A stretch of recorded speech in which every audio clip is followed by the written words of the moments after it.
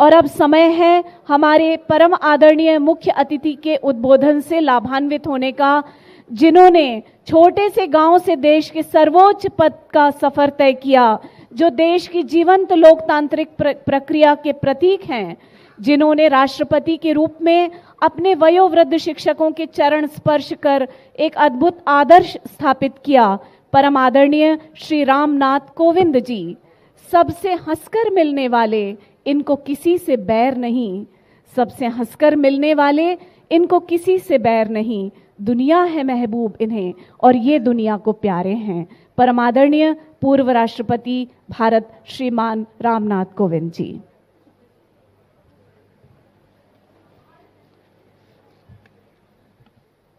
पूर्व केंद्रीय मंत्री और भारतीय जनता पार्टी के पूर्व राष्ट्रीय अध्यक्ष डॉक्टर मुरली मनोहर जोशी जी, पूर्व केंद्रीय मंत्री और राष्ट्रवादी कांग्रेस पार्टी के राष्ट्रीय अध्यक्ष श्री शरद पवार जी, भारतीय राष्ट्रीय कांग्रेस के राष्ट्रीय अध्यक्ष और राज्यसभा में प्रतिपक्ष के नेता श्री मल्लिकार्जुन खड़गे जी, भारत सरकार में वित्त राज्य मंत्री डॉक्टर भागवत कराड़ जी, दिल्ली के लेफ्टिनेंट गवर्नर श्री विनय कुमार सक्सेना जी, राज्यसभा के उपसभापति श्री हरिवंश नारायण सिंह जी, लोकमत मीडिया समूह के अध्यक्ष श्री विजय दर्डा जी, लोकमत मीडिया समूह के प्रधान संपादक श्री राजेंद्र दर्डा जी, इस सभागार में उपस्थित सभी गणमान्य सांसदगण और विशिष्टगण, देवियों और सज्जनों, कार्यक्रम के मुख्य अतिथि होने के नाते बहुत बड़ा धर्म संकट होता है। बहुत सारे लोगों ने अपने अपने विचार रखे और सचमुच में उन विचारों में मैं भी अपने विचारों को समाहित करता हूँ, लेकिन फिर भी एक पद की मर्यादा है और उसको ध्यान में रखते हुए मैं अधिक से अधिक जितना संक्षिप्त हो सकता है मैं उसमें अपनी बात कहने का प्रयास करूंगा। आज आप सबके बीच यहाँ उपस्थित होकर मुझे अत्यंत प्रसन्नता हुई है। आज का ये लोकमत संसदीय पुरस्कार समारोह वरिष्ठ और प्रभावी सांसदों के योगदान को सम्मानित करने का एक महत्वपूर्ण अवसर है। आज लोकमत संसदीय पुरस्कार से सम्मानित होने पर श्री मल्लिकार्जुन खड़गे, Shri Derek O'Brien, Shrimati Vandana Chauhan, professor Manoj Kumar Jha, Shri Bhartrihari Mahtab जी, श्री असुद्दीन ओवैसी, श्रीमती लॉकेट चटर्जी और श्री एल.एस. तेजस्वी सूर्या, आप सभी को मैं हृदय की गहराइयों से बधाई देता हूँ। आप सभी ने संसदीय गरिमा को अक्षुण्ण रखते हुए अपने ज्ञान और विवेक के द्वारा संसद की कार्रवाई को समृद्ध किया है। आपने अन्य सांसदों के लिए अनुकरणीय आदर्श प्रस्तुत किए। लोकमत द्वारा सर्वोत्तम योगदान देने वाले ऐसे सांसदों को सम्मानित करने की ये परंपरा अत्यंत सराहनीय है। इसके लिए लोकमत ग्रुप तथा इस प्रक्रिया से जुड़े सभी लोगों को मैं बधाई देता हूँ।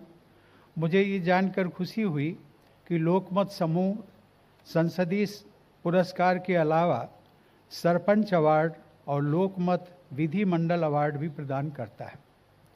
मैं चाहूँगा कि लोकमत समूह की तरह देश के अन्य मीडिया हाउस तथा सामाजिक संगठनों को भी देश के सांसदों, विधायकों तथा अन्य जनप्रतिनिधियों के सार्वजनिक योगदान तथा उनके आचरण का मूल्यांकन कर इस प्रकार के पुरस्कार देने की परंपरा को अपनाना चाहिए। देवियों और सज्जनों, लोकतांत्रिक व्यवस्था भारत के लिए नई नहीं है। ऋग्वेद में सभा और समिति के उल्लेख मिलते हैं।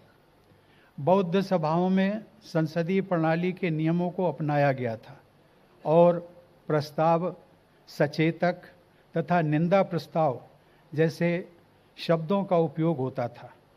बुद्धकालीन राजनैतिक व्यवस्था के इतिहास में वज्जी, लिच्छवी, मल्ल, शाक और मौर्य तथा अन्य गणराज्यों के प्रमाण मौजूद हैं। लिच्छवी सभा का अधिवेशन जिस भवन में होता था वह संस्थागार कहलाता था। इतिहासकारों का अनुमान है कि उस संस्था में सभी निर्णय जनता के नाम पर लिए जाते थे। दक्षिण भारत में भी लोकतांत्रिक मूल्यों पर आधारित शासन व्यवस्था के प्राचीन उदाहरण मिलते हैं। आरंभ से ही जनजातीय व्यवस्थाएं भी लोकतांत्रिक मूल्यों पर आधारित रही हैं। इसलिए लोकतंत्र की प्राचीनतम परंपरा वाले विश्व के सबसे बड़े लोकतंत्र में सांसद होने के नाते आप सबकी जिम्मेदारी और भी बढ़ जाती है। पिछले 7 दशकों की अवधि में अर्थात पिछले 75 वर्षों में भारत के लोगों ने लोकतांत्रिक प्रगति की एक अविश्वसनीय गाथा लिखी है, जिससे संपूर्ण विश्व में भारत का अद्वितीय स्थान है। इतनी छोटी अवधि में इतने बड़े देश में जिसकी जनसंख्या दुनिया में सबसे अधिक हो, एक वैश्विक मुकाम हासिल करना अत्यंत कठिन था, परंतु हमारे देश ने इस दुर्लभ लक्ष्य को भी हासिल कर विश्व पटल पर भारत को अग्रिम देशों के साथ खड़ा किया।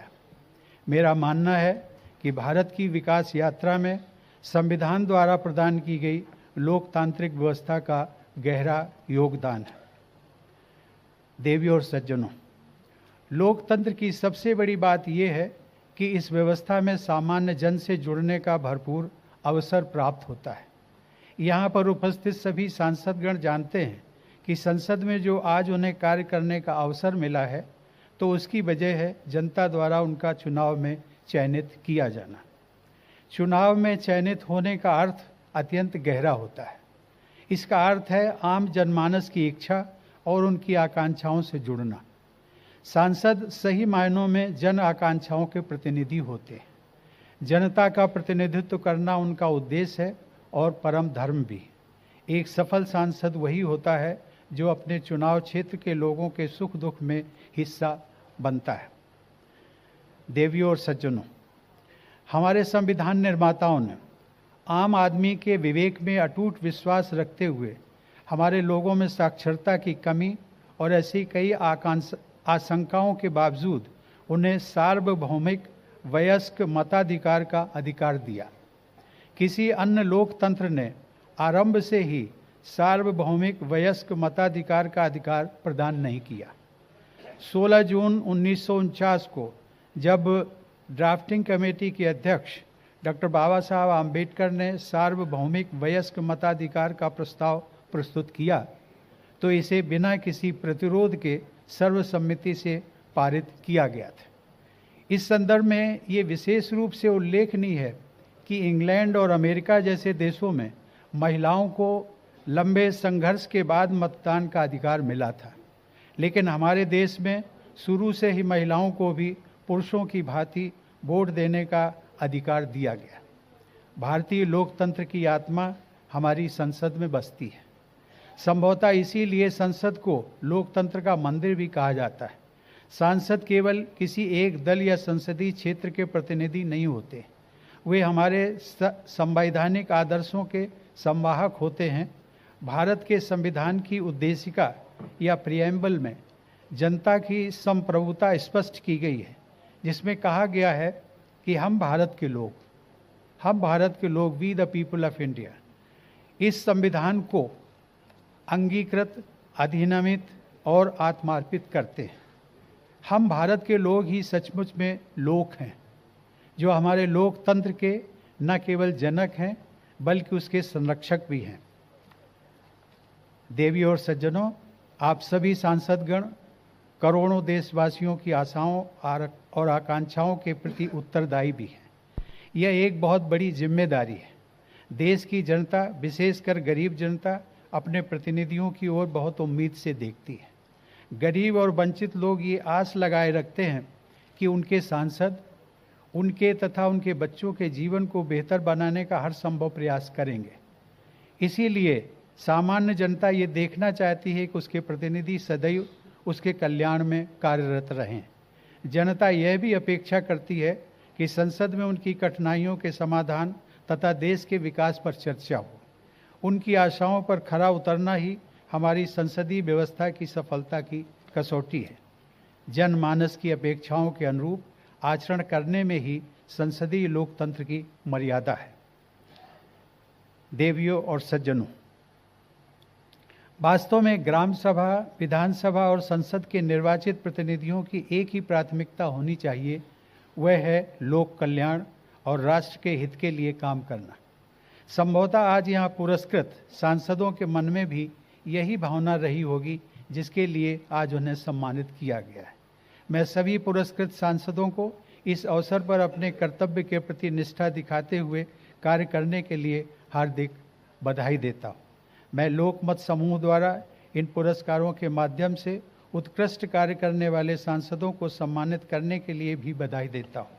उनकी इस पहल से न सिर्फ अच्छे कार्य करने वाले सांसदों को पुरस्कृत किया जा रहा है, बल्कि इससे अन्य सांसदों को भी श्रेष्ठतम काम करने का प्रोत्साहन मिलेगा। अंत में मैं एक बार पुनः सभी पुरस्कृत सांसदों को हार्दिक बधाई देता हूं और आशा करता हूं कि आप सभी इसी प्रकार देश की प्रगति के लिए कार्य करते रहेंगे। धन्यवाद। जय हिंद। बहुत बहुत धन्यवाद सम्माननीय श्रीमान रामनाथ कोविंद जी।